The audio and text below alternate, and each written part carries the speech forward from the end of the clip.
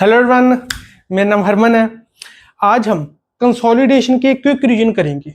पिछले लेक्चर में हमने सीपीज की क्विक रिवीजन करी थी। इस लेक्चर में हम कंसोलिडेशन की क्विक रिवीजन करेंगे। एक्चुअली मुझे एक स्टूडेंट का मैसेज आया था कि वो आईईएस मेंस का पेपर अटेम्प्ट करने जा रहा है, तो उस हिसाब से उसको सीपेज और कंसोलिडेशन की क्विक रिवीजन चाहिए थी।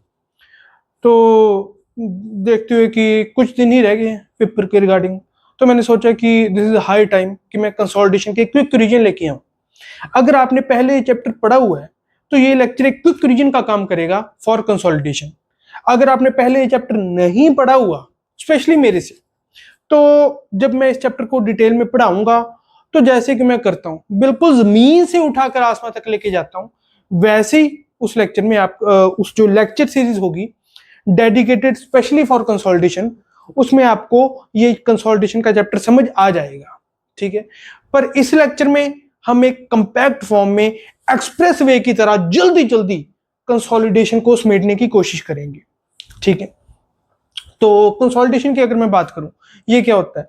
ये होता है कि हमारे सॉइल में से जब पूरी तरह हवा वॉइड्स में से निकल जाए और सिर्फ पानी रह जाए, सिर्फ एक टू फेज सिस्टम रह जाए।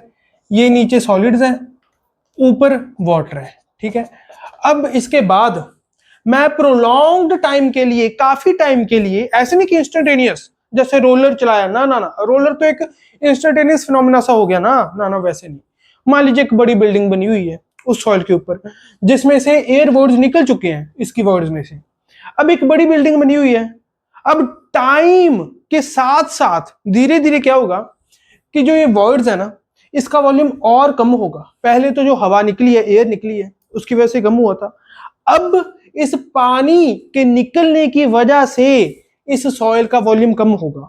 जब पानी इस सॉइल में से निकलेगा तो वर्ड्स का वॉल्यूम कम होगा और ओवरऑल सॉइल का वॉल्यूम भी उसकी वजह से कम होगा। इसे हम कहते हैं प्राइमरी कंसोलिडेशन। कंसोलिडेशन एक जनरल टर्म है। जो पानी के निकलने की वजह से रिडक्शन इन वॉइड्स आए and hence reduction in volume of soil आए, उसको हम प्राइमरी कंसोलिडेशन कहते हैं। ठीक है, इस प्राइमरी कंसोलिडेशन के दो पार्ट्स होते हैं। First is primary consolidation, right, primary consolidation जो कि मैंने आपको बताया। सेकंड होती है secondary consolidation. Second is secondary consolidation. Secondary consolidation में क्या होता है कि सेकेंडरी कंसोलिडेशन में भी जो ओवरऑल वॉल्यूम ऑफ सॉइल है वो कम होती है।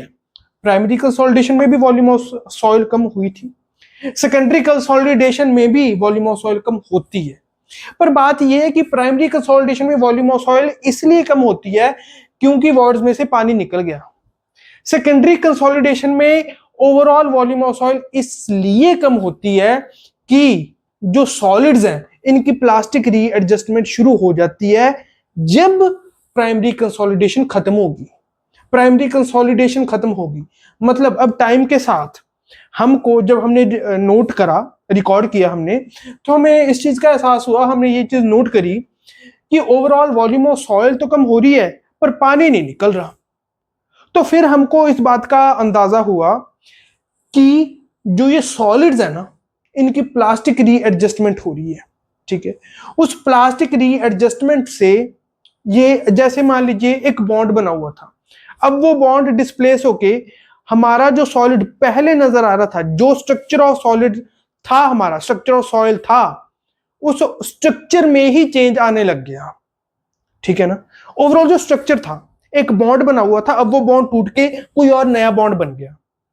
उस वजह से जो वॉल्यूम ऑफ सॉइल के में रिडक्शन आएगा, टोटल वॉल्यूम ऑफ सॉइल में रिडक्शन आएगा, उसको हम सेकेंडरी कंसोलिडेशन कहते हैं। और सेकेंडरी कंसोलिडेशन हमेशा प्राइमरी कंसोलिडेशन हो जाने के बाद ही शुरू होती है। ठीक है, मतलब अब ओवरऑल कि अब जो वॉल्यूम ऑफ वर्ड्स है वो कम नहीं हो रहा। ठीक है, वर्ड्स में से पानी नहीं निकल रहा, फिर भी वॉल्यूम ऑफ सॉइल कम हो रही है, उसको हम सेकेंडरी कंसोलिडेशन में गिन लेते हैं। And this happens due to plastic readjustment of soil solids. ठीक है, प्लास्टिक मतलब जो दोबारा ठीक ना हो सके, इलास्टिक मतलब जो दोबारा अपनी पोजीशन पे वापस आ जाए, प्लास्टिक जो अपनी पोजीशन पे वापस ना आ पाए, इलास्टिक वापस आ जाए प्लास्टिक जो वापस ना आ पाए, ठीक है। इसमें होती है plastic readjustment of soil solids, किसमें, सेकेंडरी कंसोलिडेशन में, ठीक है। अब इस कंसोलिडेशन को अगर हम देखते हैं, ये आपको पता है कंसोलिडेशन ओवरऑल सेटलमेंट का ही एक पार्ट है, ठीक है। पहले हो जाती है, इसके पहले इनिशियल जो कंप्रेशन होती है वो हो जाती है, वो होती है जो एयर वर्ड्स कम हुई है, ठीक है, उसकी वजह से फिर कंसोलिडेशन स्टार्ट हो जाती है। कंसोलिडेशन में भी पहले प्राइमरी कंसोलिडेशन होती है और फिर सेकेंडरी कंसोलिडेशन होती है, ठीक है। अब अगर मैं overall settlement versus time graph बनाऊं डिफरेंट सॉइल्स का, ठीक है, इस तरफ मैं ले लेता हूं सेटलमेंट, इस तरफ मैं ले लेता हूं time. This is my settlement, ठीक है, ये है मेरा time. Settlement versus time graph अगर मैं बनाऊं सैंड और क्ले का, मतलब कोहिजनलेस और कोहिजन सॉइल का, जिनमें कोहिजन नहीं है और कोहिजन है, इन दोनों का अगर मैं ग्राफ बनाऊं सेटलमेंट वर्सेस टाइम, तो मुझे कुछ इस तरीके से देखने को मिलता है कि ऐसे, ठीक है। ये तो है सैंड का, right, this is of sand, ये हो गया सैंड का। अगर मैं क्ले का बनाऊं तो क्ले का कुछ इस तरीके से देखने को मिलता है। क्ले की अगर आप बात करें, पहले सैंड की बात कर लेते हैं, ठीक है, पहले सैंड का ग्राफ बनाया तो सैंड की बात कर लेते हैं। सैंड की अगर मैं बात करूं तो सैंड में सेटलमेंट, ओवरऑल सेटलमेंट कम होगी, पर जो ये कम सेटलमेंट हो रही है ये तेजी से हो रही है। आप जैसे कि देख पा रहे हो कि टाइम इतना ही बीता हुआ और सेटलमेंट इतनी होगी। टाइम, इतने टाइम में पूरी की पूरी जितनी सैंड में सेटलमेंट होनी थी वो हो गई, ठीक है। पर अगर मैं क्ले की बात करूं, ये इस क्ले की टाइम के साथ शुरुआत में तो बहुत ही कम सेटलमेंट हुई, और फिर ये इसलिए हमको ऐसे नजर आ रहा होगा कि इधर सेटलमेंट हुई ही नहीं, ठीक है, जो मैंने ग्राफ बनाया, पर ये बात नहीं है, सेटलमेंट हुई है, इतनी कम हुई है कि हम इसको ग्राफ पे शो ही नहीं कर पाए, राइट। अगर और थोड़ा एक्यूरेसी से आप ग्राफ बनाओगे, थोड़ा लीस्ट काउंट ज्यादा ले लोगे, तो यहां पे भी आपको डिफरेंस नजर आ जाएगा वाई एक्सिस में। अब इसका क्ले का क्या हो रहा है कि सेटलमेंट हो रही है पर बहुत धीरे से हो रही है टाइम के साथ। यहां पे जिस टाइम में एक सैंड की इतनी सेटलमेंट होगी थी, क्ले की तो सिर्फ इतनी ही हो पाई। बहुत धीरे धीरे से क्ले की सेटलमेंट हो रही है, पर ओवरऑल क्ले की सेटलमेंट इतनी हो रही है। सैंड की अगर इतनी थी तो क्ले की इतनी हो रही है, मतलब सैंड के कंपैरेटिवली क्ले की सेटलमेंट बहुत ज्यादा हो जाती है। होती स्लो स्लो है, पर ओवरऑल अगर आप देखोगे कि सेटलमेंट कितनी हुई क्ले के केस में, वॉल्यूम रिडक्शन कितना हुआ, तो वो क्ले के केस में बहुत ज्यादा होता है। और ये रिडक्शन इन वॉल्यूम भी जैसे जैसे क्ले की प्लास्टिसिटी बढ़ती रहे और उसका ऑर्गेनिक कंटेंट बढ़ता रहे, वैसे वैसे ये सेटलमेंट बढ़ता रहता है और सेटलमेंट का रेट कम होता रहता है। ये है रेट, दिस इज रेट की आराम आराम से हो रही है, रेट कम होता रहता है पर ओवरऑल सेटलमेंट बढ़ती रहती है जैसे जैसे प्लास्टिक कंटेंट और ऑर्गेनिक कंटेंट क्ले में बढ़ता रहे, ठीक है। इसलिए अगर हम बात करें हाईली ऑर्गेनिक क्लेज की, तो उसमें जो ओवरऑल सेटलमेंट है वो बहुत ज्यादा देखने को हमें मिलती है, और उसमें सेकेंडरी कंसोलिडेशन एक सिग्निफिकेंट पार्ट होती है, अप्रोक्सीमेटली 10 to 20% हो जाती है हाईली प्लास्टिक क्लेज में। और जो ऑर्गेनिक क्लेज है उनमें ओवरऑल सेटलमेंट का 10 to 20% सेकेंडरी कंसोलिडेशन फॉर्म करती है, मतलब वो सेटलमेंट जो plastic readjustment of soil solids की वजह से हुआ, ये हाईली प्लास्टिक क्लेज और ऑर्गेनिक क्लेज में हमको देखने को मिलती है हाई सेकेंडरी कंसोलिडेशन। सैंड के केस में सेकेंडरी कंसोलिडेशन इतनी कम होती है कि आप उसको अप्रोक्सीमेटली जीरो मान के चलोगे, ठीक है। अगर कोई आपसे पूछे सेकेंडरी कंसोलिडेशन होती है सैंड में, आप कहोगे नहीं, नहीं होती। अगर होती भी होगी तो इतनी कम होती है कि हमारे वो नोटिस में ही नहीं आएगी। तो हम जैसे 1 करोड़ में 1 को जोड़े तो वो कोई ज्यादा फर्क नहीं पड़ रहा, तो इस हिसाब से हम सेकेंडरी कंसोलिडेशन को निग्लेक्ट करके चलते हैं if we see in terms of sand. Primary consolidation भी बहुत कम होती है सैंड के केस में। जो सैंड के केस में ओवरऑल सेटलमेंट होती है वो होती है due to reduction in its air voids, ठीक है। तो ऐसे एक ब्रीफ ओवरव्यू आपको मिल गया कि अलग अलग सॉइल्स की सेटलमेंट वर्सेस टाइम ग्राफ कैसी कैसी होती है और वो कैसे कैसे बिहेव करते हैं under different types of loads, ठीक है, अंडर लोड्स इन जनरल। तो इससे ये करने के बाद हम void ratio versus effective stress का ग्राफ बना लेते होते हैं। उसके बाद void ratio versus log effective stress का ग्राफ बना लेते होते हैं। उसके बेसिस पे हमको कुछ कॉफिशिएंट्स याद करने होते हैं, ठीक है, जिनको अभी मैं लिखता हूं, राइट। कॉफिशिएंट ऑफ, जो हम ग्राफ बना लेते हैं void ratio versus effective stress का, फिर void ratio versus log of effective stress का। तो उसके बेसिस पे हमने कुछ कॉफिशिएंट्स डिफाइन किए हुए अपनी आसानी की वजह से, ठीक है, हमारी सहूलियत की वजह से। उन कॉफिशिएंट्स की अगर मैं बात करूं तो वो है कॉफिशिएंट्स ऑफ, पहला coefficient first is coefficient of compressibility, compressibility, coefficient of compressibility. ये क्या होता है? इसको हम एवी से डिनोट करते हैं। A v equal to delta e by delta sigma bar.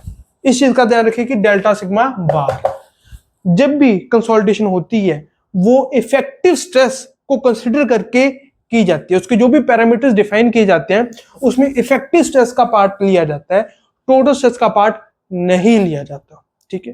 Total stress का पार्ट आप तभी लोगे जब आप शियर स्ट्रेंथ को टोटल स्ट्रेंथ पैरामीटर से डिफाइन कर रहे हो, या बियरिंग कैपेसिटी में आप टोटल स्ट्रेंथ पैरामीटर के हिसाब से अपनी जो फाउंडेशन है उसको डिजाइन कर रहे हो, राइट।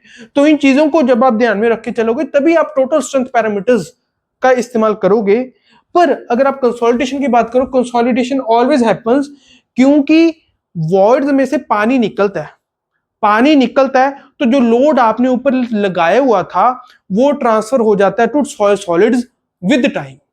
उसके हिसाब से आपने आइसोक्रोन्स भी डिफाइन किए थे, ठीक है। आइसोक्रोन्स होते हैं कि जिसमें pore water pressure, these are lines, ठीक है, which have same pore water pressure at different times, ठीक है। तो उस टाइम के कॉरस्पॉन्डिंग जो आइसोक्रोन होगा वो आप लिख सकते हो, ठीक है। ये आपने ट्रजागीज वन डायमेंशनल कंसोलिडेशन थ्योरी में की है। Terzaghi's one dimensional consolidation theory क्या थी कि अलग अलग कंपार्टमेंट से उन अलग अलग कंपार्टमेंट्स को पिस्टन से सेपरेट किया हुआ है हमने, ठीक है। इन अलग अलग कंपार्टमेंट्स में पानी भरा हुआ है, ठीक है। मैं उस थ्योरी को डिस्कस कर ही लेता हूं, पर पहले हम जो कोएफिशिएंट्स कर रहे थे उसको हम डिस्कस कर लेंगे। तो coefficient of compressibility a v equal to delta e by delta sigma bar. अब delta e by delta sigma bar जो भी मैंने लिखा है या और जो भी मैं कोएफिशिएंट्स लिखूंगा ये आपको अपनी तरफ से मान के चलना है कि यहाँ पे मॉड लग रहा है। मैं मॉड लगाऊं या ना लगाऊं, ये अंडरस्टूड है कि मॉड लग रहा है क्योंकि डेल्टा ई तो कम हो रहा है, वॉइड रेशियो जो हो रही है वो कम हो रही है। डेल्टा ई ऑफ कोर्स कम नहीं, डेल्टा ई की ऑफ कोर्स एक वैल्यू है, पर अगर मैं वॉइड रेशियो की बात करूं तो वॉइड रेशियो कम हो रही है। वॉइड रेशियो कम हो रही है और इफेक्टिव स्ट्रेस बढ़ रही है। जब ऊपर से लोड लगता है तब वॉल्यूम ऑफ वॉइड्स कम होता है जिसकी वजह से वॉइड रेशियो कम होती है। पर जो हमने लोड लगाया था वो पानी से ट्रांसफर होकर सॉइल ग्रेन्स पे पड़ता है, इसलिए इफेक्टिव स्ट्रेस बढ़ती है। वॉइड रेशियो कम होती है, इफेक्टिव स्ट्रेस बढ़ रही है। न्यूमरेटर कम हो रहा है, डिनोमिनेटर बढ़ रहा है, राइट। तो डेल्टा अगर हम लेंगे तो ओवरऑल जो वैल्यू है वो नेगेटिव आ जाती होती है, इसलिए हम इसको करेक्ट करने के लिए यहाँ पे मॉड लगा लेते होते हैं, ठीक है। यहाँ पे अगर आप मॉड नहीं भी लगाओगे तब भी काम आपका चल सकता है, पर जो एग्जामिनर है उसको अच्छे से कि वो आपके आपको ये दे सके कि आपकी अंडरस्टैंडिंग एक नेक्स्ट लेवल पे है, तो अगर आप मॉड लगा दोगे तो आपका एक अच्छा इंप्रेशन पड़ेगा। Now this is coefficient of compressibility. ये आपको मान के चलना कि जो भी ये कोएफिशिएंट्स मैं डिस्कस करने जा रहा हूँ मॉड अपनी तरफ से लगा हुआ है, मैं लगाऊं ना लगाऊं, ठीक है। Coefficient of compressibility a v equal to delta e by delta sigma bar. फिर आ जाता है कोएफिशिएंट ऑफ कंप्रेशन और कंप्रेशन इंडेक्स। इसको कोएफिशिएंट ऑफ कंप्रेशन या कंप्रेशन इंडेक्स बोल देते हैं। होता क्या ये होता है सीसी। ये बनता है जब हम void ratio versus log of effective stress का ग्राफ बनाते हैं। इसकी वैल्यू होती है delta e by this, delta e by log of sigma 1 bar by sigma naught bar, sigma 2 bar by sigma 1 बार लिख दो, वो आपकी मर्जी है, ठीक है। कहने का मतलब आपको समझ आना चाहिए, और मतलब लिखना तो कैसे है, सिग्मा 1 बार और सिग्मा नॉट बार से सिग्मा 1 बार पे जा रहे हो या सिग्मा 1 बार से सिग्मा 2 बार पे जा रहे हो, वो तो अंडरस्टूड ही है। This is coefficient of compression. Now next is coefficient of recompression. जो ये कोएफिशिएंट ऑफ रीकम्प्रेशन है, दिस इज CR। ये जो कोएफिशिएंट ऑफ रीकम्प्रेशन होता है, this is 1/5 to 1/10 of CC, ठीक है। इसकी वैल्यू 1/5 टू 1/10 ऑफ CC होती है। इसका रेलेवेंस तभी होता है जब हम ओवर कंसोलिडेटेड सॉइल्स की बात करते हैं। ओवर कंसोलिडेटेड सॉइल्स में क्या होता है कि अभी जो हमारी इफेक्टिव स्ट्रेस है वो पास्ट में मैक्सिमम अप्लाइड इफेक्टिव स्ट्रेस जितनी भी थी maximum applied effective stress in past अब उससे कम है। तो अब जब दोबारा से उसको कंप्रेस कर रहे हैं, रीकंप्रेशन हो रही है, तब CR की वैल्यू डिफाइन होती है। और वो जो CR होता है that is 1/5 to 1/10 of CC। उसको अगर हमने डिफाइन करना हो तो वो उसका फॉर्मूला ऐसा ही होता है, delta E by log of sigma 2 bar by sigma 1 bar, ठीक है। ऐसे हम इसको डिफाइन कर देते हैं। अब यहां पर भी sigma 1 bar by sigma naught bar आप लिख सकते हो, बस आपको पता होना चाहिए। और अगर आप एग्जाम में इस चीज को रिप्रेजेंट कर रहे हो, वैसे एग्जाम में इतनी स्ट्रेट फॉरवर्ड चीज नहीं पूछी जाती, पर फिर भी अगर एग्जाम में आप इस चीज को रिप्रेजेंट कर रहे हो तो अगर आप प्रॉपरली डिफाइन कर दोगे टर्म्स को तो एग्जामिनर समझ पाएगा, ठीक है। ये तो बिल्कुल ही बेसिक सी चीजें हैं, इनमें नंबर काटने का कोई मतलब नहीं बनता, right. Now this is coefficient of recompression. अब इसके बाद हम चलते हैं कोएफिशिएंट ऑफ वॉल्यूम कंप्रेसिबिलिटी। ये हमने कर लिया, ठीक है। अब बात हम कर लेते हैं कोएफिशिएंट ऑफ वॉल्यूम कंप्रेसिबिलिटी। 3 कर लिए। Fourth is coefficient of volume compressibility. Coefficient of volume compressibility को हम MV से डिनोट करते हैं। इसकी वैल्यू होती है AV बाय 1 प्लस E0, ठीक है। AV को आप फिर लिख लोगे delta E bye delta sigma बार 1 प्लस E0, ठीक है। तो इस तरीके से आप इसको डिफाइन कर सकते हो। और अगर मैं इसकी बिल्कुल ही बेसिक डेफिनेशन पे जाऊं तो वो होती है minus delta V by V0 divide by delta sigma bar, ठीक है। जो ये minus delta V by V0 होता है वो चेंज होके हो जाता है delta E by 1 plus E0। Of course यहाँ पे आपको मॉड लगाना पड़ेगा, ठीक है। Minus delta V by V0 converts to delta E by 1 plus E0, और यहाँ पे डेल्टा सिग्मा बार तो नीचे है ही है, ठीक है। इसलिए हम एक्चुअली जब हम इसका फॉर्मूला ड्राइव करते होते हैं coefficient of volume compressibility MV का, तो हम पहले जो ये बेसिक इसकी डेफिनेशन है उसको लिखते हैं, उससे फिर हम इस पे जाते हैं, और इस फॉर्मूले के बाद फिर हम इसका ये वाला फॉर्मूला डिराइव कर लेते हैं, that MV equal to AV by 1 plus E0। अब कोएफिशिएंट ऑफ वॉल्यूम कंप्रेसिबिलिटी करने के बाद हम एक और चीज डिफाइन करते हैं, that is coefficient of consolidation CV। Coefficient of consolidation, coefficient of consolidation CV, इसकी वैल्यू होती है K by MV gamma W।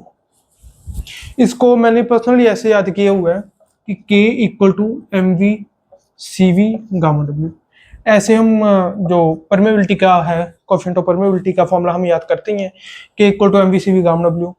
तो बार बार जो अलग अलग फॉर्मूले याद करने के बजाय मैं तो ऐसे ही करता हूँ। मैं आपको भी रिकमेंड करूंगा कि ज्यादा उलझन में पढ़ने के बजाय आप सीधा ये वाला फॉर्मूला याद रख लीजिए, K equal to MV CV gamma W, फिर C equal to K by MV gamma W आप याद कर ही सकते हो, ठीक है। नाउ ये कोएफिशिएंट ऑफ कंसोलिडेशन क्या होता है, ये आता है Terzaghi's one dimensional consolidation theory से। ये ट्रजागी वन डायमेंशनल कंसोलिडेशन थ्योरी क्या है, इसको अब मैं आपके साथ डिस्कस करता हूँ। ट्रजागीज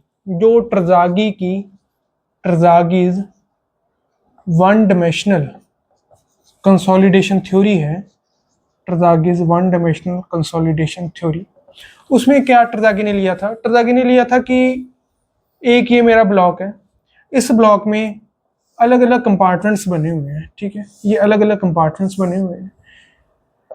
इन अलग अलग कंपार्टमेंट्स को, these are my different compartments, ठीक है, ये स्प्रिंग से सेपरेटेड है, दीज आर माय स्प्रिंग्स, ठीक है। ये जब स्प्रिंग से सेपरेटेड है तब मैंने क्या किया कि ऊपर से मैंने कोई ना कोई लोड लगाया, ठीक है। अब ये भी बात मैं रेफर कर दूं यहाँ पे कि जो ये कंपार्टमेंट्स हैं, these are filled by water, ठीक है, these are filled by water. जो अलग अलग कंपार्टमेंट्स हैं ये पिस्टन से सेपरेटेड है, ठीक है, दीज आर पिस्टन्स, और इनके बीच में स्प्रिंग लगा हुआ है, ठीक है। एक स्प्रिंग और पिस्टन एनालॉजी से ट्रजागी ने अपनी वन डायमेंशनल कंसोलिडेशन थ्योरी दी थी। इसमें जब हमने ऊपर से लोड लगाया तो क्या हो रहा है कि जो ये पिस्टन्स है, ठीक है, इन पे लोड लगने की वजह से जो ये स्प्रिंग्स है वो कंप्रेस हो रहे हैं, राइट। स्प्रिंग्स कंप्रेस नहीं हो रहे एक्चुअली में, राइट नाउ जब हमने ऊपर से लोड लगाया तो जो ये लोड है ये पहले स्प्रिंग को कंप्रेस नहीं कर पाता। स्प्रिंग को जब कंप्रेस नहीं कर पाता तो जो भी लोड होता है वो जो यहाँ पे पानी है वो कैरी कर लेता है, और धीरे धीरे जो ये पानी से फिर स्प्रिंग पे लोड चला जाता है और स्प्रिंग कंप्रेस हो जाते हैं, ठीक है। और जो पानी से फिर धीरे धीरे स्प्रिंग पे जो लोड लगा है, जो पानी है इनके बीच में, वो हमारा जो पोर वाटर प्रेशर होता है, जो हमारे सॉइल में पानी होता है उसके कॉरस्पॉन्डिंग है। जो यहाँ पे स्प्रिंग है वो हमारे जो सॉइल सॉलिड्स होते हैं उसके इक्विवेलेंट है, जो हमारे सॉइल सॉलिड्स होते हैं उसके इक्विवेलेंट है, ठीक है। तो एक बेसिक एनालॉजी दी थी ट्रजागी ने कि जब हम पहले लोड लगाएंगे तो जो पानी है वो कैरी करेगा लोड को, और धीरे धीरे जो लोड है वो स्प्रिंग पे ट्रांसफर हो जाएगा, और फिर स्प्रिंग पे जब ट्रांसफर हो गया तो बस फिर हमारा इस लोड की वजह से जो टोटल स्ट्रेस है वो इफेक्टिव स्ट्रेस में कन्वर्ट हो जाएगी, ठीक है। अगर मैं इसी चीज को ऐसे लिखूं तो वो कुछ ऐसा है कि जो हमने मान लीजिए डेल्टा सिग्मा लगाया, जो भी ऊपर हमने लोड लगाया उसकी वजह से एक स्ट्रेस पैदा हुई, उस स्ट्रेस को मैं डेल्टा सिग्मा से रिप्रेजेंट कर रहा हूँ। तो डेल्टा सिग्मा पूरी तरह से पोर वाटर प्रेशर में कन्वर्ट होगी। जो भी डेल्टा सिग्मा हमने ऊपर लगाया, जो भी हमने ऊपर लोड लगाया है उसकी वजह से जो भी टोटल स्ट्रेस हमको देखने को मिल रही है डेल्टा सिग्मा, वो पहले पोर वाटर प्रेशर में कन्वर्ट हो जाएगी। पूरी की पूरी जो स्ट्रेस है वो कन्वर्ट हो जाएगी पोर वाटर प्रेशर में। धीरे धीरे क्या होगा कि जो ये पोर वाटर प्रेशर है इसका कुछ हिस्सा सॉइल सॉलिड्स को ट्रांसफर होने लग जाएगा। तो जो ये डेल्टा यू है ये तो होने लग जाएगा कम, डेल्टा यू कम होने लग जाएगा। डेल्टा यू के कम होने की वजह से जो ये डेल्टा सिग्मा था वो इफेक्टिव से सॉइल ग्रेन्स को ट्रांसफर होने लग जाएगा, right. This delta U and this is delta sigma. Delta you come हो रहा है और डेल्टा सिग्मा बढ़ने लग जाएगा। टाइम के साथ क्या होता है कि धीरे धीरे डेल्टा यू और कम होता रहता है और डेल्टा सिग्मा बढ़ता रहता है, और एक टाइम आता है जब डेल्टा यू इक्वल टू 0 हो जाता है और पूरे का पूरा जो डेल्टा सिग्मा था that becomes equal to ये delta sigma bar, that becomes equal to delta sigma bar, ठीक है। ये बेसिक सी एक Terzaghi one dimensional consolidation theory है कि जब हम लोड लगाते हैं पहले वो पानी कैरी करता है, जो सॉइल के बीच में पानी है वो कैरी करेगा, ये जिसको हम पोर वाटर प्रेशर का नाम देते हैं टेक्निकली। धीरे धीरे क्या होता है कि जो ये पोर वाटर प्रेशर है इससे लोड हटके सॉइल ग्रेन्स पे लोड आना शुरू हो जाता है।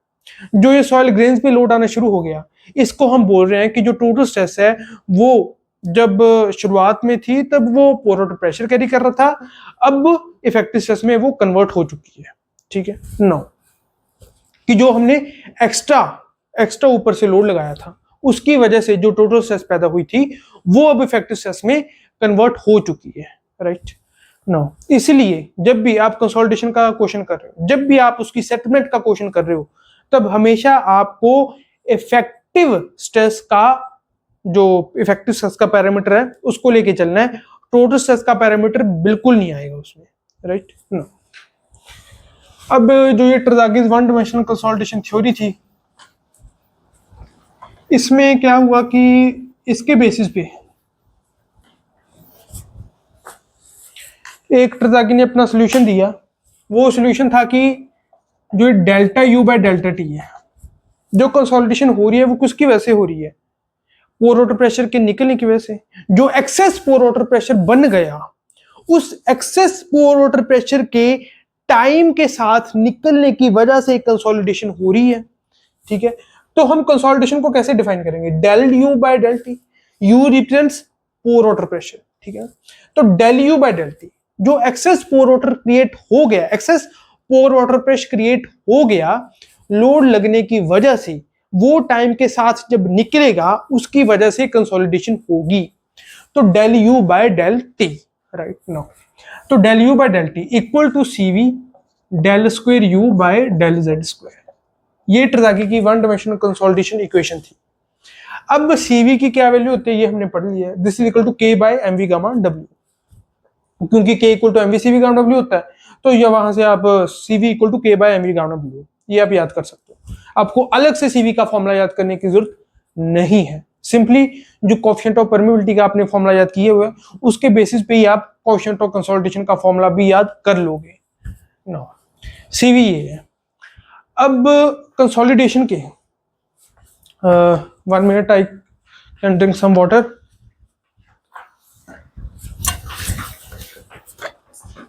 तो अगर मैं बात करूं यहाँ पे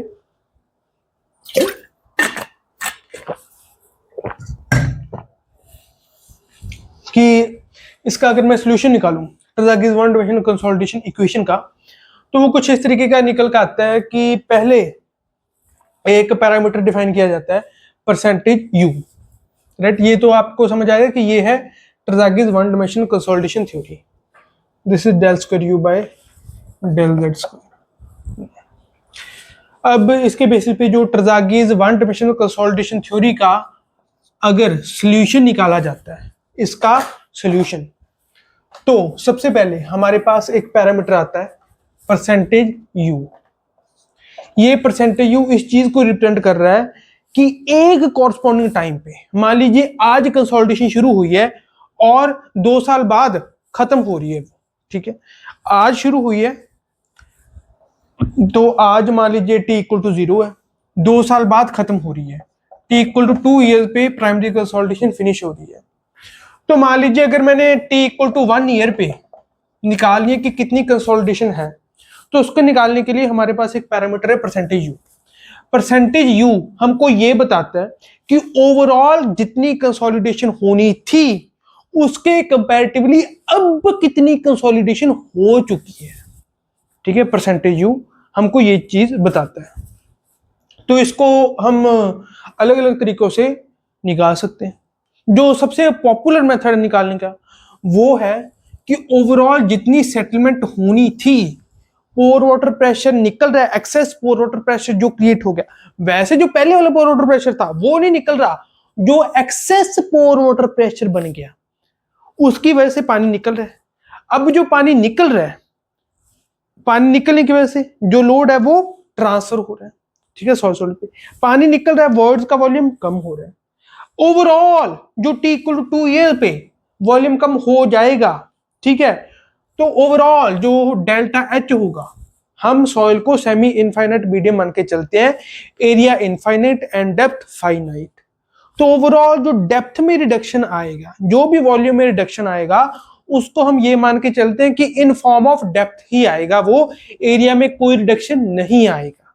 एक्चुअल में एरिया में भी आएगा, पर हम अपने एनालिसिस को सिंप्लीफाई करने के लिए ये मान के चलते हैं कि जो भी वॉल्यूम में रिडक्शन आएगा वो डेप्थ में रिडक्शन आने की वजह से ही होगा। तो डेल्टा एच जो कि डेप्थ में ओवरऑल रिडक्शन आया, ठीक है, कंसोलिडेशन में ओवरऑल इतना रिडक्शन आना था। अब जितनी भी कंसोलिडेशन हुई उसकी वजह से जो रिडक्शन इन वॉल्यूम हुआ, मतलब reduction in thickness of soil हुआ, वो हुआ डेल्टा एच। तो कंसोलिडेशन कितनी होगी? Delta h by delta H. अगर परसेंटेज में इसको रिटर्न करना है तो इंटू 100 आप मल्टीप्लाई कर सकते हो। ठीक है, डेल्टा एच टोटल इतनी कंसोलिडेशन हो जानी थी, टोटल इतनी सेटलमेंट हो जानी थी। डेल्टा एच अब कितनी हो रही है? ठीक है, जिस भी टाइम पीरियड के कॉरस्पॉन्डिंग हमारी एग्जांपल में जैसे 1 ईयर के कॉरस्पॉन्डिंग हम परसेंटेज यू निकाल रहे हैं, तो 1 ईयर के कॉरस्पॉन्डिंग मान लीजिए 2 ईयर में 50 mm सेटलमेंट होनी थी, 1 ईयर में हुई है let's say 30 mm, not 30 mm, yes 30 mm, 30 mm एक रियलिस्टिक वैल्यू उठा रहा हूं मैं, 30 mm और 35 mm, तो परसेंटेज यू हो जाएगा 35/50, ठीक है, इनटू 100 करके आप उसको परसेंटेज में कन्वर्ट कर सकते हो। अब ये हो गया परसेंटेज यू को आप in form of delta H कैसे रिप्रेजेंट कर सकते हो, ये आपने देख लिया। अब इन टर्म्स ऑफ अगर पोर वाटर प्रेशर हमको देखना हो तो वो हम कैसे करेंगे। मान लीजिए जो excess pore water pressure create हुआ था वो हुआ था ui, ठीक है। अब एंड में जब कंसोलिडेशन हमारी कंप्लीट हो जाएगी तब एक्सेस पोर वाटर प्रेशर कितना रह जाएगा, 0, तो ui माइनस 0 इतने का चेंज हुआ।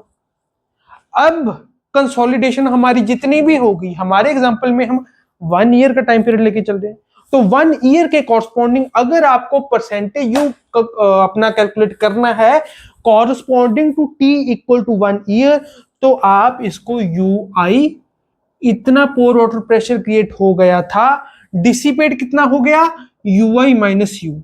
अगर u अब का एक्सेस पोर वाटर प्रेशर है, ध्यान दीजिए जब भी मैं यहां पे ui u जो भी लिख रहा हूं तो मैं एक्सेस पोर वाटर प्रेशर की बात कर रहा हूं, पोर वाटर प्रेशर की बात नहीं कर रहा, एक्सेस पोर वाटर प्रेशर की बात कर रहा हूं, ठीक है। ui तो ऑफ कोर्स जितना हमने लोड लगाया उसके इक्वल ही होगा, तो इसको आप in terms of pore water pressure ऐसे मेजर कर सकते हो। In terms of void ratio भी आप इसको कैलकुलेट कर सकते हो। वॉर्ड रेशियो कैसे, जैसे पहले जब हमने लोड लगाया था तब वॉर्ड रेशियो थी E0, ठीक है। अब जब कंसोलिडेशन पूरी हो गई उसकी वजह से जो रिडक्शन आई वर्ड्स में, ठीक है, उसके बाद वर्ड रेशियो एंड में हो गई E100, तो रिडक्शन इन वर्ड रेशियो कितनी आई, E0 माइनस E100, ठीक है। E0 पहले थी, E100 अब की आई है, तो वो है E100। इसके कॉरस्पॉन्डिंग अगर निकालना तो E0 माइनस E ऊपर आ जाता है, ठीक है। E0 जो पहले वर्ड रेशियो थी कंसोलिडेशन से पहले at T equal to 0, E है जो अब की वर्ड रेशियो है।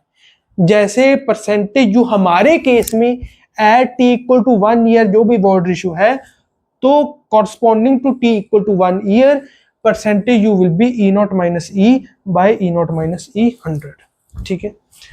तो ऐसे आप परसेंटेज यू कैलकुलेट कर सकते हो।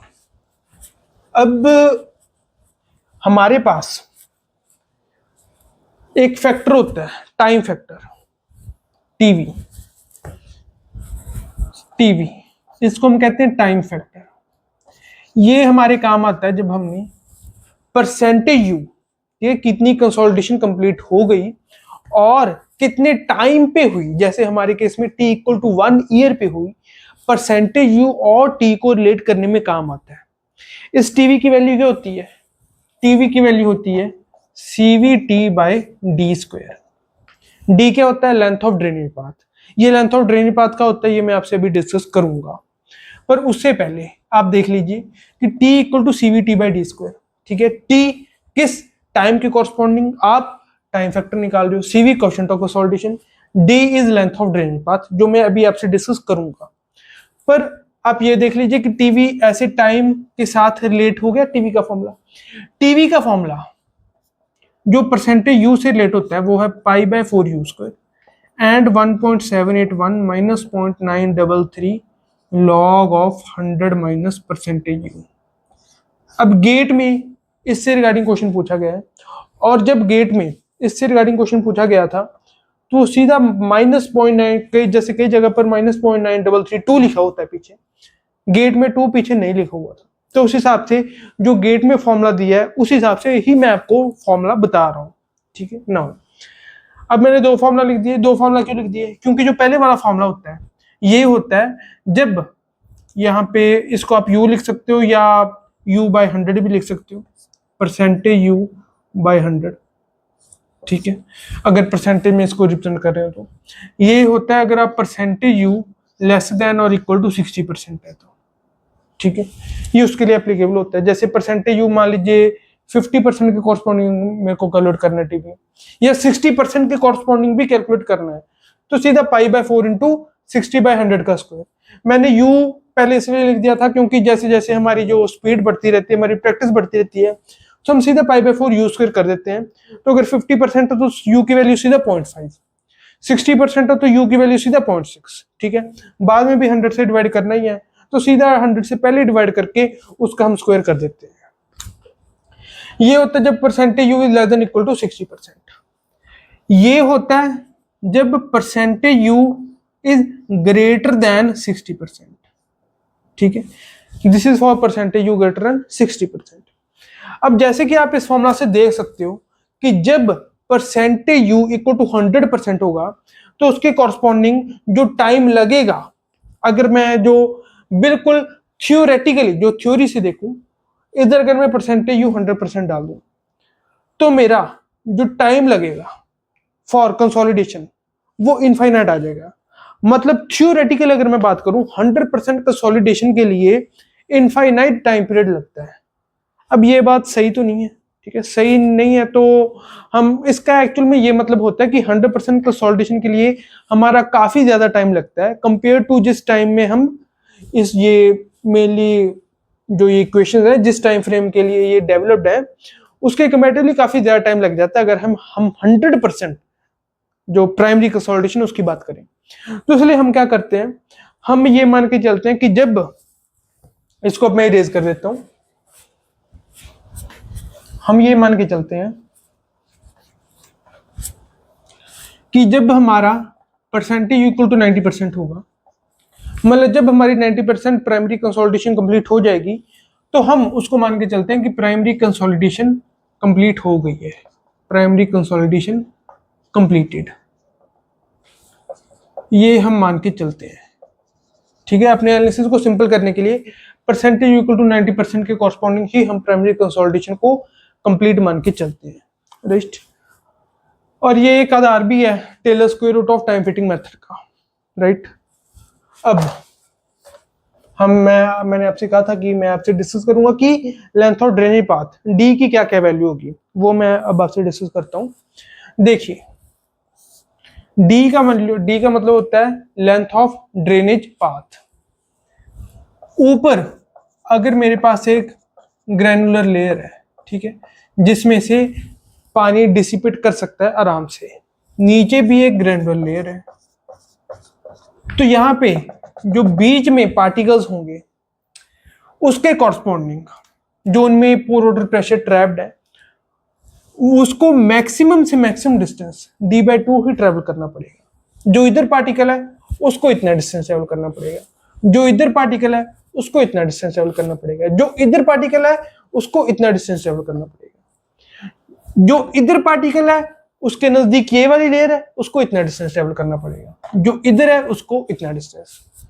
तो हम ये देखते हैं कि मैक्सिमम डिस्टेंस जो किसी भी पार्टिकल को, किसी भी वाटर के पार्टिकल को ट्रेवल करना पड़ेगा, this is half of this thickness of compressible layer, this is H0। तो जो मैक्सिमम डिस्टेंस ट्रेवल करना पड़ेगा किसी भी पार्टिकल को, that will be half of this layer, so D equal to H0/2। अब यही अगर नीचे यहां पे ग्रैनुलर लेयर ना होती, ग्रैनुलर लेयर यहां पे ना होती और एक इम्परमिएबल लेयर होती, तो यहां पे अगर कोई इधर पार्टिकल है, यहां से तो वो निकल नहीं सकता, इधर से वो नहीं निकल सकता, उसको इतना डिस्टेंस ट्रेवल करना पड़ेगा। इसी हिसाब से जो इधर पार्टिकल है वो इधर तो जा नहीं सकता, तो उसको इतना डिस्टेंस ट्रेवल करना पड़ेगा। मतलब लेंथ ऑफ ड्रेनेज पाथ इस केस में कि जब एक ही साइड पे हमारे पास परमिएबल लेयर अवेलेबल है, चाहे ऊपर वाली साइड पे चाहे नीचे वाली साइड पे, किसी भी साइड पे, पर एक ही साइड पे परमिएबल लेयर अवेलेबल है, तो उस केस में जो लेंथ ऑफ ड्रेनेज पाथ होता है वो that is D equal to H0। ठीक है, नो ये हमने बात कर ली कि लेंथ ऑफ ड्रेनेज पाथ हमको कैसे निकालना है। अब इसके बेसिस पे जो आइसोक्रोन्स मैंने आपको बताए थे वो भी हम बना सकते होते हैं। ठीक है, नो ये हमने बात कर ली। अब जो कंसोलिडेशन की हम बात कर रहे हैं उसको हम जो कोफिशिएंट ऑफ कंसोलिडेशन CV, उसको निकालने के लिए उसको हम निकालते हैं ओडोमीटर में, राइट। और उसको निकालने के लिए हमारे पास दो मेथड्स होते हैं। First is Casagrande's logarithmic time fitting method. Casagrande's logarithmic time fitting method. And second is Taylor's square root of time fitting method। ये दो मेथड्स होते हैं हमारे पास अगर हमको कोफिशिएंट ऑफ कंसोलिडेशन CV निकालना है। अब जो ये Casagrande's logarithmic of time fitting method होता है, इसमें हम सेटलमेंट वर्सेस, ठीक है, इस साइड पे ले लेते हैं, मैं ऐसे एक ग्राफ प्लॉट हो जाता है सेटलमेंट, इस साइड पे सेटलमेंट होती है, इस साइड पे लॉग ऑफ टाइम होता है, ये हम प्लॉट करते हैं। प्लॉट करने के बाद corresponding to T50, corresponding to percentage U equal to 50% हम टाइम नोट कर लेते हैं। और टाइम नोट करके हम जो हमारी basic TV equal to CVT by D square की इक्वेशन है उससे हम नोट कर लेते हैं, उससे हम कोफिशिएंट ऑफ कंसोलिडेशन निकाल लेते हैं। जो ये Taylor square root of time fitting method है, इसमें हम परसेंटेज U इक्वल टू 90% के कॉरस्पॉन्डिंग हम टाइम निकालते हैं और उसकी मदद से हम TV equal to CVT by D square की इक्वेशन लगा के हम कोफिशिएंट ऑफ कंसोलिडेशन CV को निकाल लेते हैं, ठीक है। ऐसे हम इन दोनों मेथड से करते हैं। जो Taylor square root of time fitting method है, इसको मैंने जो हमारी न्यूमेरिकल सीरीज है उसमें हमने ये कवर किया हुआ है। जो Taylor square root of time fitting method है ये हमने ऑलरेडी कवर कर लिया है, ठीक है। मैंने आपको एक न्यूमेरिकल कराया था Taylor square root of time fitting method पे, जो ESC मेंस में आया था। वो न्यूमेरिकल आप उस जो वो वाला मैंने न्यूमेरिकल कराया था उसमें मैंने Taylor square root of time fitting method in detail discuss किया था, उसकी थ्योरी भी इन डिटेल डिस्कस की थी। जो Casagrande logarithmic of time fitting method है, इसकी अगर आपने थ्योरी नहीं पढ़ी, इसका प्रोसेस अगर आपने नहीं पढ़ा तो ये भी आपको पढ़ना होगा, ये भी मेंस के लिए इंपॉर्टेंट है, ठीक है। तो ये अगर आपने नहीं पढ़ा हुआ तो ये आप पढ़ लेना। जो भी आप प्रीवियस ईयर क्वेश्चंस को करने के लिए एक थ्योरी बुक रेफर कर रहे हो तो उसमें आप कैसेग्रांडे अगर पहले पूछा हुआ है, Casagrande logarithmic of time fitting method से कैसे हम निकालते हैं, तो फिर आप वहां से देख सकते हो। नहीं तो जो आपकी स्टैंडर्ड टेक्स्ट बुक्स हैं वहां से आप Casagrande logarithmic of time fitting method का जो प्रोसेस है उसको आप देख सकते हो, क्योंकि ये मेंस में पूछा जा सकता है, ठीक है ना।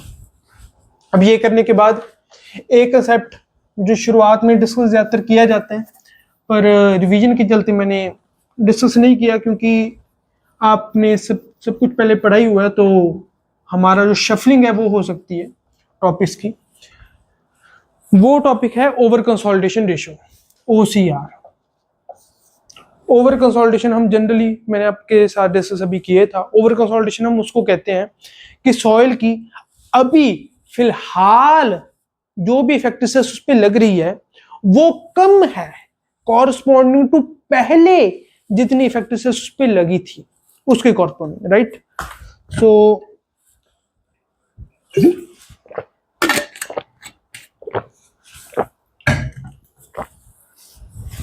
अगर मैं बात करूं, राइट, कि जो अभी उस पे आपको समझाएगा ओवर कंसोलिडेशन क्या है, जो अभी उस पे इफेक्टिव लगी है वो कम है कंपेयर्ड टू पहले जितनी मैक्सिमम अप्लाइड इफेक्टिव स्ट्रेस उस पे लगी थी, उसको हम कहते हैं ओवर कंसोलिडेशन, कि कुछ ज्यादा ही कंसोलिडेशन हुई है, ओवर कंसोलिडेशन, ठीक है।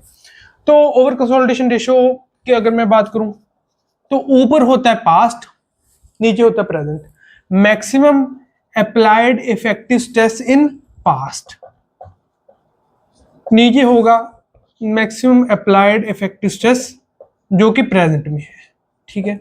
तो अगर पास्ट में ज्यादा थी तो आप इस फॉर्मूले से देख सकते हो OCR will be greater than 1। अगर पास्ट इक्वल टू प्रेजेंट है, जो भी प्रेजेंट में मैक्सिमम अप्लाइड इफेक्टिव स्ट्रेस लगी हुई है दैट इज इक्वल टू जो भी पास्ट में लग सकती थी, मतलब पास्ट में कुछ नहीं लगी, जो मैक्सिमम अप्लाइड इफेक्टिव स्ट्रेस हमारे सॉइल पे है वो अभी जो है वो ही है, तो उस केस में पास्ट और प्रेजेंट में इक्वल हो जाएगी और over consolidation ratio will become equal to 1। इसको हम कहते हैं नॉर्मली कंसोलिडेटेड। नॉर्मली कंसोलिडेटेड इसको हम कहते हैं ओवर कंसोलिडेटेड। ठीक है, अब अगर मान लीजिए कंस्ट्रक्शन चल रही है, कंस्ट्रक्शन अगर चल रही है तो OCR हम लेस देन 1 भी किसी केस में कह देते हैं। इसको हम कहते हैं अंडर कंसोलिडेटेड, पर ये इतना इंपॉर्टेंट नहीं है क्योंकि इसमें ज्यादा तुक नहीं बनता किसी चीज का। क्योंकि अगर कंस्ट्रक्शन चल रही है तो हम कहते हैं कि ठीक है, जो प्रेजेंट में लग रही है दैट इज ऑफ कोर्स मोर, कि जो जैसे कल कंस्ट्रक्शन हुई थी, ठीक है, तो पास्ट में कम थी, अभी प्रेजेंट में ज्यादा होगी। तो अगर सोच के देखा जाए तो प्रेजेंट में जो है वो पास्ट में जितनी लग सकती थी वो ही है जो अब है, तो उसके लिए भी over consolidation ratio equal to 1 ही होगी।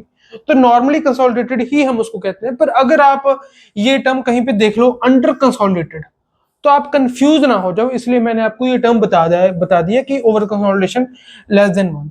ठीक है, ये मेरे लिए कि जब हम कंस्ट्रक्शन कुछ कर रहे होते हैं तभी इसका सिग्निफिकेंस आता है, नहीं तो इसका ज्यादा रेलेवेंस नहीं है, इसका ज्यादा तुक नहीं बनता। ठीक है, इस चीज को डिस्कस करने का मेनली जो पहली दो है over consolidation ratio greater than 1 उसको हम कहते हैं ओवर कंसोलिडेटेड, और over consolidation ratio equal to 1 उसको हम कहते हैं नॉर्मली कंसोलिडेटेड। यही दो मेन इंपॉर्टेंट है। अगर मैं प्रैक्टिकली और आपके एग्जाम पॉइंट ऑफ व्यू से बात करूं, दोनों के पॉइंट ऑफ व्यू से ये दोनों ही इंपॉर्टेंट है। नो, ओवर कंसोलिडेशन आपसे मैंने अब डिस्कस कर ली। अब इसमें जो मैंने आपसे डिस्कस किया था TV equal to CVT by D square, ये वाली इक्वेशन मैंने आपसे डिस्कस की थी, राइट, की थी ना मैंने, TV equal to CVT by D square. उसके बाद परसेंटेज यू का मैंने आपको टीवी का फॉर्मूला बताया था इन terms of percentage you, pi by 4 U square and 1.781 minus 0.933 log of 100 minus percentage U, depending on percentage you क्या है। उसके बेसिस पे हमको क्वेश्चन आ जाते हैं कि इस डेल्टा एच के कॉरस्पॉन्डिंग की इतनी सेटलमेंट कितने टाइम के कॉरस्पॉन्डिंग होगी। तो उसमें हम कुछ नहीं करना होता, हमको जो डेल्टा एच गिवन होता है उसमें उसके बेसिस पे परसेंटेज यू हमको कैलकुलेट करना होता है, delta h by delta H करके। ओवरऑल कितनी सेटलमेंट होगी ये हमको दिया होगा या हिंट दिया होगा कि डेल्टा एच जो भी कि आप डेल्टा एच कैलकुलेट कर सको। ठीक है, और डेल्टा एच आपको दिया ही हुआ है तो आप उसके बेसिस पे परसेंटेज यू कैलकुलेट कर लोगे। अब जो भी मैं आपको प्रोसेस बताने जा रहा हूँ ये एक बिल्कुल ही मतलब रेफरेंस के लिए है, इसको आप पक्का नहीं मान के चलना कि ऐसा ही दिया होगा और ऐसा ही सॉल्व करना है। ये आपके दिमाग में एक रेफरेंस बनाने के लिए है, इस पे बिल्कुल एडहेयर करके नहीं चलना। ठीक है, this is just for your reference, क्योंकि क्वेश्चन थोड़े बहुत इधर उधर हो जाते हैं, और जब क्वेश्चन थोड़े बहुत इधर उधर होते हैं तब ये जस्ट एक रेफरेंस का काम करता है। पर हाँ, इस रेफरेंस की भी आपको जरूरत पड़ती है, क्योंकि इस रेफरेंस को अगर आपने एक बार देखा हो तो आप जो क्वेश्चन को थोड़ा घुमाया फिराया जाएगा तब आप उससे डील कर पाते हो। तो percentage U equal to delta H by delta H, इससे आप परसेंटेज यू कैलकुलेट कर लोगे। परसेंटेज यू कैलकुलेट करने के बाद आप टीवी कैलकुलेट कर लोगे। ठीक है, TV equal to pi by 4 U square या 1.781 minus 0.933 log of 100 minus percentage U, depending on percentage U की वैल्यू क्या है, लेस देन इक्वल टू 60% और ग्रेटर देन 60%, उसके बेसिस पे आप टीवी कैलकुलेट कर लोगे। एक बार आपके पास टीवी आ गया तो TV equal to CVT by D square करके आप यहाँ पे टी कैलकुलेट कर लोगे, कितना टाइम लगेगा कॉरस्पॉन्डिंग टू इतनी सेटलमेंट। ठीक है नो, अब अगर टाइम दिए हुए और डेल्टा एच आपसे पूछा है तो बस यही चीज रिवर्स में करनी है। डेल्टा टी दिए हुआ है तो TV equal to CVT by D square करके आप टीवी निकाल लोगे। टीवी निकालने के बाद आप यू निकाल लोगे, राइट, तो यू निकाल के देना डेल्टा एच निकाल लोगे। ठीक है, बस रिवर्स में आपको ये जो साइकिल है उसको रिपीट करना है, राइट। नाउ ये करने के बाद आपके फॉर्मूलाज हो जाते होते हैं। ये करने के बाद हम फॉर्मूलाज कर लेते हैं for calculating delta H overall consolidation settlement. पर उसको डिस्कस करने से पहले मैं आपके साथ एक टर्म डिस्कस करना चाहता हूँ, उसको हम कहते हैं प्राइमरी कंप्रेशन रेशियो। ठीक है, वैसे ये टर्म ज्यादा डिस्कस नहीं की जाती और कहीं पे होती नहीं है, बट स्टिल ये एक टर्म तो है ही, तो मैंने सोचा कि आपके साथ क्यों ना इसको डिस्कस कर लिया जाए। प्राइमरी कंप्रेशन रेशियो हम कहते हैं कि टोटल जितनी भी सेटलमेंट होगी ड्यू टू प्राइमरी कंसोलिडेशन, ठीक है, settlement due to primary consolidation जो भी होगी, प्राइमरी कंप्रेशन रेशियो, तो ड्यू टू प्राइमरी कंसोलिडेशन जो भी होगी डिवाइडेड बाय जो टोटल सेटलमेंट होगी,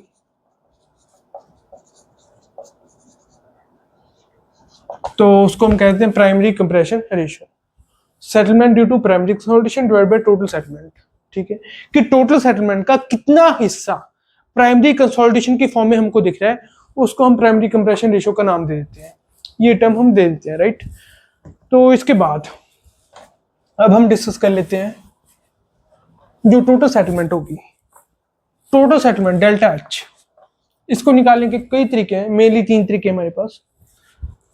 first is delta h by h naught equal to delta e by 1 plus E naught, ये वाला फॉर्मूला आप याद कर लीजिए, ये वाला फॉर्मूला हम पढ़ते हैं, delta h by h naught equal to delta e by 1 plus E not.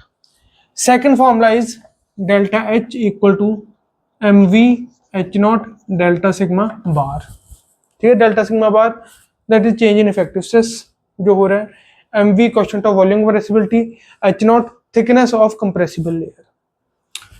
और तीसरा फॉर्मूला डेल्टा एच को कैलकुलेट करने का है, that is c C H naught by 1 plus E naught log of sigma naught bar plus delta sigma bar by sigma naught bar. Sigma naught bar जो consolidation से पहले effective stress थी वो है sigma naught bar, delta sigma bar जो ऊपर से हमने लोड लगाया उसकी वजह से जो इफेक्टिव स्ट्रेस आएगी, चेंज इन इफेक्टिव स्ट्रेस होगा, वो है डेल्टा सिग्मा बार। एंड ये जो लॉग है बेस 10 होता है, right. C C coefficient of compression, H naught thickness of compressible air and E naught is initial void ratio. इसके बेसिस पे आप टोटल जो सेटलमेंट होगी वो आप कैलकुलेट कर सकते हो ड्यू टू प्राइमरी कंसोलिडेशन। अब इनमें सभी में आपने एक चीज नोटिस की होगी कि हम एच नॉट का यूज कर रहे हैं, एच नॉट, ठीक है। तो कहीं पर भी हम डी जो लेंथ ऑफ ड्रेनेज पाथ हमने डिस्कस किया था जो कि टीवी में यूज हो रहा था, TV equal to CVT by D square, उसमें जो D length of drainage path use हो रहा था उसका हम यूज नहीं कर रहे। तो उसका हम यूज क्यों नहीं कर रहे? क्योंकि जो डेल्टा एच होता है ओवरऑल जो सेटलमेंट होती है that does not depend on कि एक तरफ से कोई हमारी जो लेयर है वो एक तरफ से है या दो तरफ से, उसकी जो परमेबल लेयर है वो एक तरफ अवेलेबल है या दो तरफ अवेलेबल है, उस पर डिपेंड नहीं करता। उस पे कंसोलिडेशन होने को कितना टाइम लगेगा वो डिपेंड करता है। जैसे मान लीजिए एक साइड पे ही कंप्रेसिबल लेयर है तो थोड़ी लेट कंसोलिडेशन होगी, अगर दोनों साइड पे मेरे पास परमेबल लेयर अवेलेबल थी तो जल्दी कंसोलिडेशन हो जाएगी, राइट। एक साइड पे है permeable layer, right, granular layer एक साइड पे अवेलेबल है तो टाइम लगेगा, अगर दो साइड पे है तो जल्दी हो जाएगी, राइट। तो मतलब टाइम डिपेंड करता है कि कंसोलिडेशन को होने में कितना टाइम लगेगा, ये जरूर डिपेंड करता है इस चीज पे कि एक साइड पे परमेबल लेयर अवेलेबल है या दोनों साइड पे। पर ओवरऑल कंसोलिडेशन कितनी होगी, ओवरऑल डेल्टा एच कितना होगा, ये डिपेंड नहीं करता किस चीज पे कि एक साइड पे परमेबल लेयर अवेलेबल है या दोनों साइड पे परमेबल लेयर अवेलेबल है, ठीक है, वो इस पे डिपेंड नहीं करेगा। अब जो भी फॉर्मूला हमने अभी जो लेटेस्ट फॉर्मूला डिस्कस किया था to calculate ultimate consolidation settlement delta h, वो होता है c C H naught by 1 plus c naught log of sigma naught bar plus delta sigma bar by sigma naught bar. इसको calculate करने के लिए आपको, अगर मैं आपको एक प्रोसेस, एक मेथड बताने वाला हूं, अगर आपको इस मेथड में कुछ भी भूल गया तो आपके एंड में अगर दिमाग में ये फॉर्मूला है ना कि ये फॉर्मूला है, तो इस फॉर्मूला के बेस पे आप इस मेथड में से जो भी पार्ट आप भूल गए उसको रिकवर कर सकते हो, क्योंकि आपके दिमाग में होगा कि कौन कौन सी चीजें हमको चाहिए ultimate consolidation settlement delta h को कैलकुलेट करने के लिए, ठीक है। तो सीसी आपको गिवन होगा, अगर नहीं दिया होगा तो डेटा गिवन होगा जिससे आप सीसी कैलकुलेट कर सकोगे।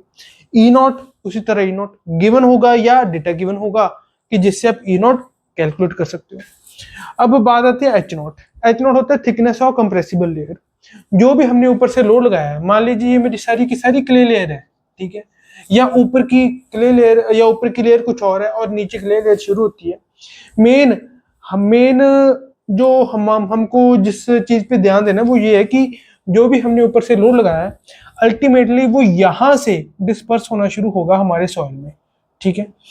अब इस हिसाब से अगर आप देखोगे तो जो भी सेटलमेंट होगी इस पर्टिकुलर लेयर की सेटलमेंट होगी, ऊपर से जो भी हमने लोड लगाया है उसकी वजह से जो भी सेटलमेंट होगी इस पर्टिकुलर लेयर की सेटलमेंट होगी, क्योंकि लोड यहां से डिस्पर्स होना शुरू होगा फ्रॉम आवर फाउंडेशन। तो यहां से डिस्पर्स होना शुरू होगा तो यहां से लेके जो भी इस लेयर की थिकनेस है उसको आप एच नॉट मान लोगे, ठीक है। यहां से लेके यहां तक जो भी थिकनेस है दैट इज एच नॉट।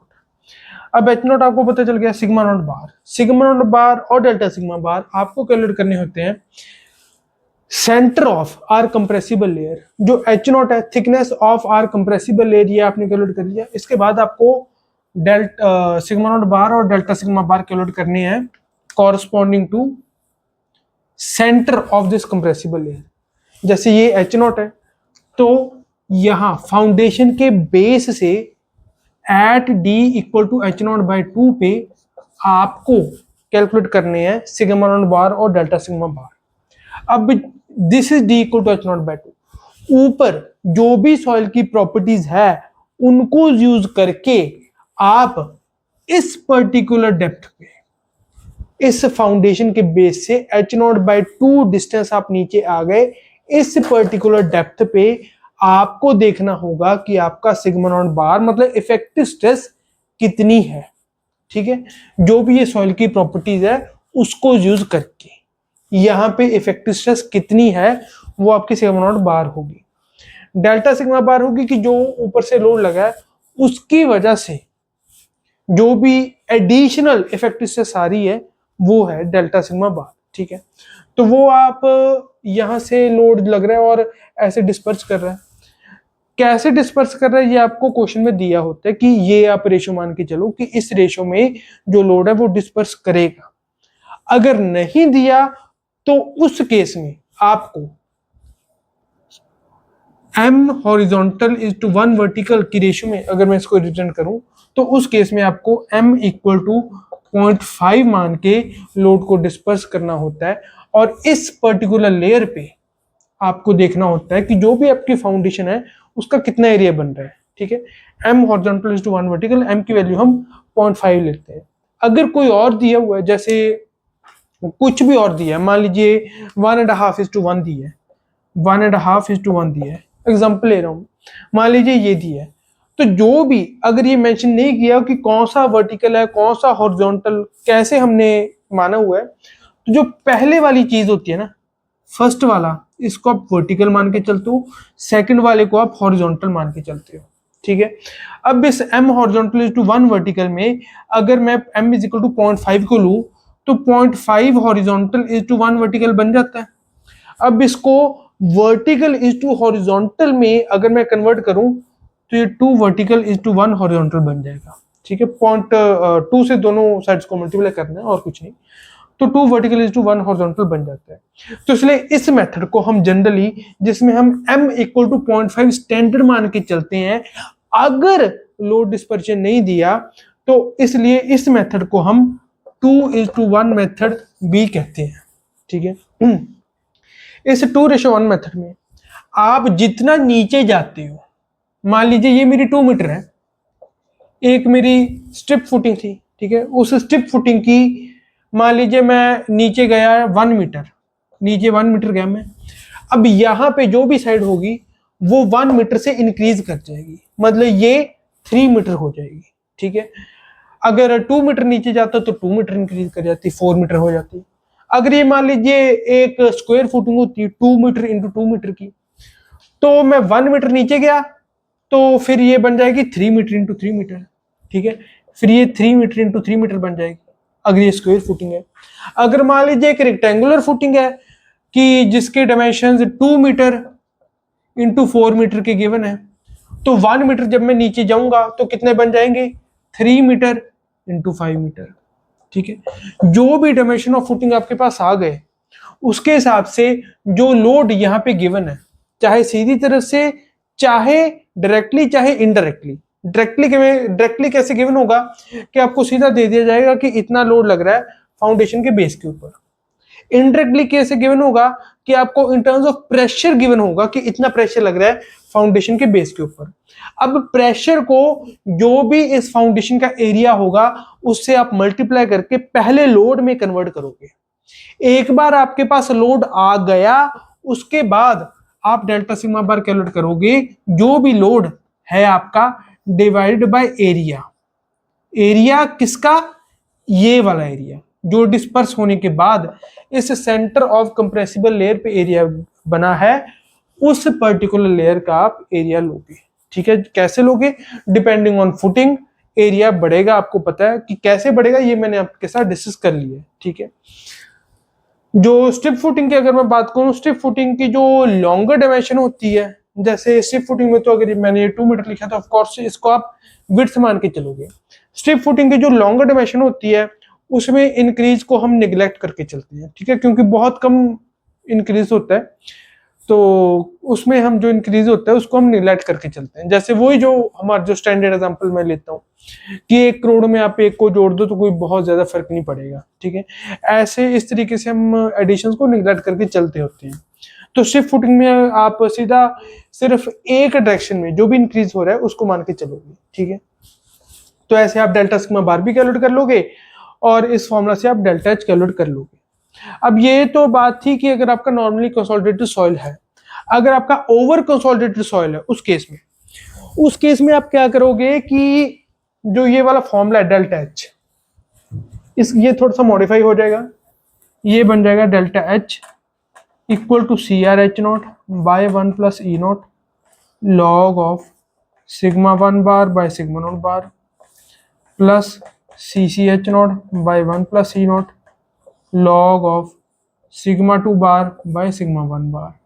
ठीक है, कि पहले सिग्मा नॉट बार थी। ठीक है, तो सिग्मा नॉट बार से ओवर कंसोलिडेटेड सॉइल था, जब सिग्मा 1 बार पे आया उसके बाद ये नॉर्मली कंसोलिडेटेड बन गया।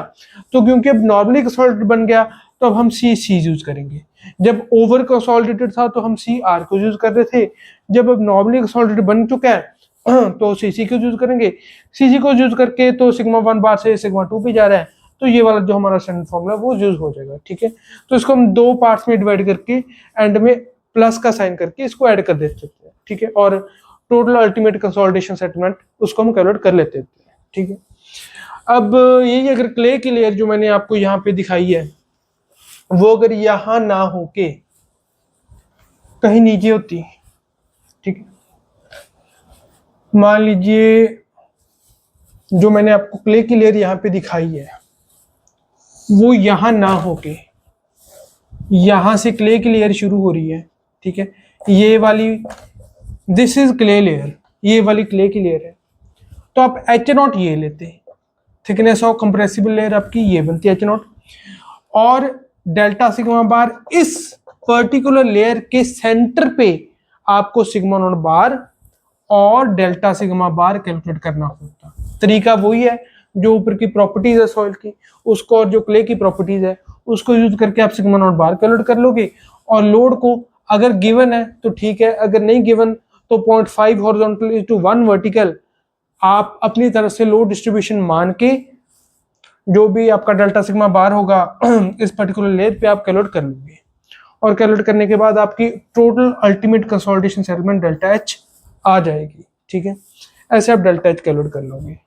इसके बाद एक चीज और होती है, जो हमने ये प्राइमरी कंसोलिडेशन कर ली, इसके बाद हम जो सेकेंडरी कंसोलिडेशन है उसकी सेटलमेंट को भी हम निकाल सकते होते हैं बाय CS-H100। ये बहुत इंपॉर्टेंट नहीं है, पर फिर भी अगर बाई चांस कोई क्वेश्चन आ जाता है बुले बढ़ के कोई डाल देता है ये क्वेश्चन, तो आपने फॉर्मूला पढ़ा होगा तो आपको आसानी हो जाएगी। दिस इज CS-H100 बाय 1 प्लस E100 log of T by T100। जो CS है this is for primary consolidation. ठीक है, जो भी कोफिशिएंट होता है ऑफ सेकेंडरी कंसोलिडेशन वो यहाँ पे होगा, जैसे CC था वैसे यहाँ पे CS है फॉर सेकेंडरी कंसोलिडेशन। H100 जो प्राइमरी कंसोलिडेशन के बाद जो थिकनेस है दैट इज H100। E100 जो प्राइमरी कंसोलिडेशन को कंप्लीट होने के बाद जो वाटर शेप बन गई दैट इज E100। T100 वो है कि जब शुरुआत प्राइमरी कंसोलिडेशन शुरू हुई थी तब से लेके एंड में टोटल कितना टाइम लगा दैट इज T100। और अब सेकेंडरी कंसोलिडेशन की कितने टाइम पे मतलब देख रहा हूं मैं, मान लीजिए आज से शुरू होकर 2 साल के बाद प्राइमरी कंसोलिडेशन पूरी हो रही है तो T100 हो जाएगा 2 इयर्स। और T जो है मान लीजिए मैं 3 इयर्स पे देख रहा हूँ, आज से लेके 3 इयर्स पे देख रहा हूँ, 2 इयर्स पे प्राइमरी कंसोलिडेशन खत्म हो रही है तो T100 हो गया 2 इयर्स। पर आज से लेके 3 इयर्स पे जो कंसोलिडेशन की सेटमेंट है वो उसको मैंने देखना है तो वहां पे T इक्वल टू 3 ईयर हो जाएगा। ठीक है, ये बेसिक सी क्वेश्चन होती है, इसकी ज्यादा जरूरत नहीं है पर बट स्टिल मैंने आपको ये बता दी। ठीक है, तो यहाँ पे जो प्राइमरी कंसोलिडेशन का चैप्टर है उसको हम खत्म कर रहे हैं। ठीक है, इसमें एक जो कंपैक्ट फॉर्म था उसमें ज्यादा से ज्यादा चीजें कवर करने की मैंने कोशिश की है। बहुत चीजें छूटी है इस चीज का मुझको पता है, पर इतने टाइम में जितना हो सकता था मैंने अपनी तरफ से कोशिश की है। हो सकता है कि आपको इससे मदद मिलेगी, पर अगर आपने कंसोलिडेशन पहले कभी नहीं पढ़ी हुई तो फिर तो आपको जब मैं इन डिटेल समझाऊंगा कंसोलिडेशन तब भी समझ आएगी, राइट, तभी समझ आएगी। यहाँ से ये तो एक उनके लिए था जिनको कंसोलिडेशन अच्छी तरह आती है, बस एक ब्रीफ ओवरव्यू देखना उन्होंने। ठीक है, तो यहाँ पे जो हमारा कंसोलिडेशन का चैप्टर है वो यहाँ पे हम क्विक रिवीजन के फॉर्म में यहाँ पे खत्म करते हैं। Right, thank you very much.